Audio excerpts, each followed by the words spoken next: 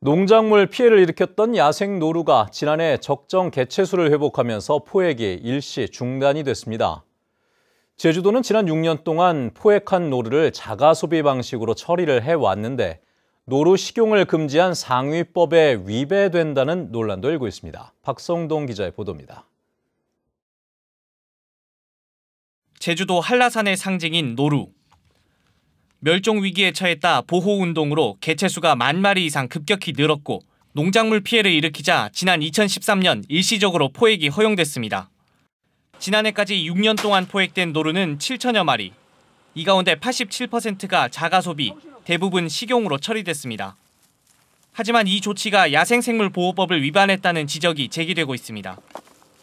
야생생물보호법은 멸종위기 야생동물과 노루를 비롯해 자라나 멧돼지 등 남획 우려가 높은 동물을 먹지 못하도록 금지하고 있기 때문입니다. 제주도는 환경부 지침에 따라 유해 야생동물은 자가 소비할 수 있고 노루도 조례에 따라 유해동물로 지정했기 때문에 소비할 수 있다고 해명했습니다. 노루 같은 경우에 우리가 특별법으로 권한이양 받아왔어요. 그 모든 동물은 포획되거나 먹지 못하는데 일부 이런 포획 허가를 받고는 이렇게 상업적 유통만 안 될 뿐이고.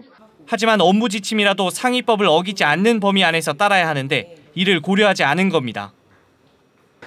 소위 전지구적인, 범지구적인 가치를 담고 있는 그런 법률인데 그 법률의 목적을 생각했을 때 과연 자칫함으로 그것과 다른 내용의 노루를 먹어도 된다는 그런 것을 제정할 수 있는지에 대해서는 조금 더 의문이 있을 수밖에 없습니다.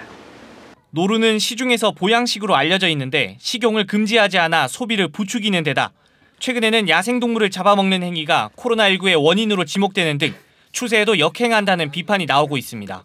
식육위생이라든가 이런 거에 대해서 전혀 검증되지 않은 부분이기 때문에 혹이나 이제 이런 그 노루들이 어떤 동물이 가지고 있는 바이러스라든가 아니면 원충, 특히 진드기나 이런 쪽에 매개될 수 있는 원충성 질병들 또 세균 이런 것들이 규명이 안 돼 있는 상태이기 때문에 제주도는 노루 개체수가 적정 수준인 6,000마리를 넘는 내년쯤 다시 포획 허용을 고려 중인 가운데 식용을 포함한 자가 소비 지침을 놓고 또 논란이 될 전망입니다.